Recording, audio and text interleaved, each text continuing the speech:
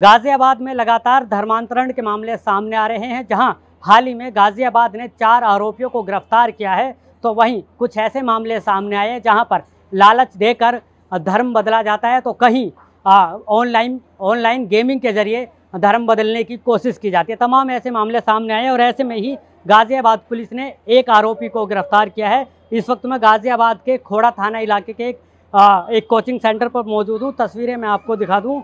यहाँ जो ये कोचिंग सेंटर है, यहाँ इसको इस वक्त मदरसा बताया जा रहा है, लेकिन अगर पुलिस की माने तो पहले यहाँ पर एक कोचिंग सेंटर का बोर्ड लगा था, जो कि कार्रवाई के बाद अब हटा दिया गया है। लेकिन सबसे बड़ा सवाल यहाँ पर ये भी खड़ा होता है, जो यहाँ के आसपास के लोगों ने कहा कि यहाँ जिस तरह से मदरसे को कोचिंग सेंटर बदल कर चलाया जा रहा था और साथ ही बाहर के लोगों को बुलाया जाता था और स्टूडेंट के साथ साथ उन लोगों से नमाज पढ़ाई जाती थी, ऐसे यहाँ पर आरोप लगे, जिसमें एक आरोपी को गिरफ्तार किया है। एक बार हम मदरसे के अंदर चलकर देखते हैं और तस्वीरों का जायज़ा लेने की कोशिश करते हैं कि क्या वाकई इस तरह की हालात यहाँ पर देखने को मिले हैं। तस्वीरें आपको दिखाते हैं। एक रास्ता ऊपर से जा रहा है और एक नीचे रास्ता जा रहा है, जहाँ पर कुछ बच्चे तालीम हासिल कर रहे हैं और वहाँ बातचीत करेंगे जहाँ पर बच्चे अभी तालीम हासिल कर रहे हैं। यहाँ आप देख सकते हैं कि एक बार मैं चाहूँगा मेरा कैमरा पर्सन जो है आराम से आ पाए और तस्वीरें यहाँ पर दिखाते हैं कि यहाँ पर देखिए किस तरह से इनको तालीम दी जा रही है।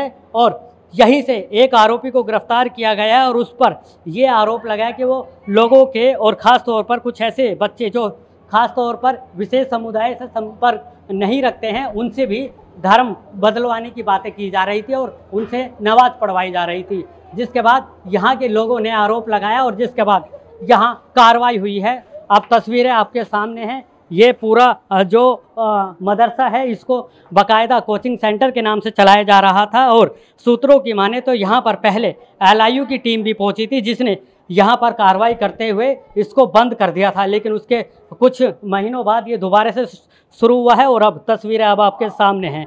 यहाँ कभी उन बच्चों को भी बैठाया जाता था जो दूसरे धर्म से ताल्लुक़ रखते थे, लेकिन यहाँ पर उनको नमाज पढ़ने के लिए कहा जाता था। ऐसे यहाँ पर आरोप लगे, जिसमें एक व्यक्ति को गिरफ्तार भी किया गया है।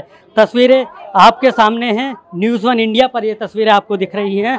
अब बाहर चलते हैं और एक बार फिर बाहर चलते हैं और यहाँ के लोगों से भी बातचीत करने की कोशिश करेंगे। लेकिन सबसे बड़ा सवाल यही है कि क्या वाकई जिस देश में गंगा जमुना की तहजीब से लोग रहते थे, वहाँ पर अब इस तरह के मामले सामने आने लगे हैं। तस्वीरें आप पूरे देख लीजिए। ये पूरी बिल्डिंग है। इस बिल्डिंग में कोचिंग सेंटर के नाम पर लोगों को बुलाया जाता था और बाहर से अलग से लोग भी आते थे जो यहाँ नमाज पढ़ने लगे थे, जिसके बाद गाजियाबाद पुलिस ने कार्रवाई की है और एक व्यक्ति को गिरफ्तार भी किया है। और ये तमाम ऐसी चीज़ें हैं और गाजियाबाद में इससे पहले भी लगातार गिरफ्तारियाँ हो चुकी हैं, लेकिन बार बार ऐसे मामले लगातार सामने आ रहे हैं। यहाँ कुछ लोग मौजूद हैं, इनसे भी बातचीत करते हैं और जानते हैं कि आखिरकार ये मामले क्यों सामने आ रहे हैं। जी, शुरुआत आपसे करते हैं। क्या नाम है आपका? मेरा नाम विकास मिश्रा है। विकास जी, यहाँ क्या सुनने में आ रहा है कि कोचिंग सेंटर था, नमाज पढ़वाई जाती थी, क्या है? मैं आपको बता दूं, आज से 8-9 महीने पहले हमने यहाँ की कंप्लेन करी थी, जब यहाँ पे कई सारे लोग, लगभग 400 से 500 लोग आके यहाँ पे नमाज़ पढ़ने लगे थे। गलियों में इत्र वगैरह की दुकानें लगने लगी थी, तब हमने इसकी कंप्लेन करी थी। कंप्लेन होने के बाद LIU ने जांच करी, थाने ने जांच करी। जांच में ये पता चला कि ये एक कोचिंग सेंटर है, जहाँ बाहर के बच्चे आके यहाँ पे आके कोचिंग पढ़ते हैं। तो हमने कोचिंग पढ़ते हैं तो कोचिंग पढ़ें, फिर यहाँ पे नमाज़ पढ़ने की आवश्यकता नहीं है। तो ये 8 महीने पहले बंद करवाया गया था। फिर लास्ट 2-3 हफ्ते से ये दोबारा यहाँ पे नमाज़ पढ़ना शुरू कर दिया। नमाज के लिए लोग आते कहाँ से हैं? बाहर यहाँ पे आप फैक्ट्रियाँ देखेंगे, 58-57 में काफ़ी सारी फैक्ट्रियाँ हैं। वहाँ के सारे लोग एकत्रित होकर यहाँ पे नमाज़ पढ़ने आते हैं। यहाँ का कोई व्यक्ति यहाँ पे नमाज़ पढ़ने के लिए नहीं आता। अच्छा, तो ऐसा भी कुछ है कि जब इस तरह से बाहर के लोग नमाज़ पढ़ने आ रहे हैं, हालांकि लोगों को नमाज़ पढ़ने के लिए मस्जिद जाना होता है, लेकिन कोचिंग सेंटर में जहाँ सभी धर्मों के बच्चे आते हैं, पढ़ते हैं, वहाँ नमाज़ पढ़ना कितना सही लगा? नहीं, ये उस प्रकार का कोचिंग सेंटर नहीं है। यहाँ पे हर धर्म के लोग आते हैं। ये कोचिंग सेंटर है केवल और केवल उर्दू का, तो उर्दू सिखाई जाती है। इस तरह का कोचिंग सेंटर है ये आप सोच रहे हैं कि ये उस तरह का कोचिंग सेंटर है जहाँ 10वीं 12वीं की परीक्षा है, उस तरह का कोई कोचिंग सेंटर नहीं है ये केवल ये आप इसको एक तरह का मदरसा कह सकते हैं। लेकिन ये यहाँ पे ये भी रजिस्टर्ड नहीं है। तो और यहाँ पे इस तरह की गतिविधियाँ लगातार होती है। आप देखोगे पीछे से, अगर आप कैमरा दिखाएंगे तो सामने वाली गली के पीछे ही 500 गज की बड़ी मस्जिद है और लगभग 5 मंजिला बड़ी है। उसके बाद इधर यहाँ पे भी एक मस्जिद है।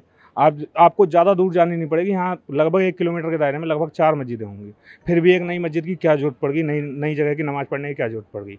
यही सवाल था पुलिस से, जिसके कारण कल पुलिस ने कार्रवाई भी करी। 8 महीने पहले भी कार्रवाई करी थी, मुकदमा भी लिखा गया था और कल भी कार्रवाई करी पुलिस ने। लेकिन लोग बार बार नहीं मान रहे हैं, फिर भी इस तरह की चीज़ें सामने आ रही हैं।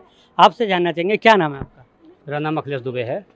दुबे जी, क्या कहेंगे जिस तरह की गतिविधियां सामने आती हैं, क्या कहेंगे? जैसे कि मुझे भी सूचना मिला है कि 1-2 दिन पूर्व ही ऐसी कुछ घटनाएं घटित हैं और शायद 3-4 लोगों को यहाँ से पुलिस लेके भी गई है। अगर इस तरीके से घटना हो रही तो गलत है, और जैसा कि शासन का भी आदेश है कि खुले में कोई भी नमाज़ नहीं पढ़ सकता, वो भी गलत हो रहा है अगर खुले में अगर पढ़ी जा रही हैं तो।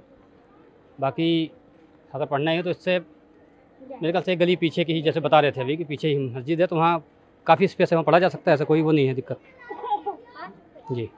अच्छा, आपसे भी जानना चाहेंगे, कैसा माहौल हो जाता है उस वक्त?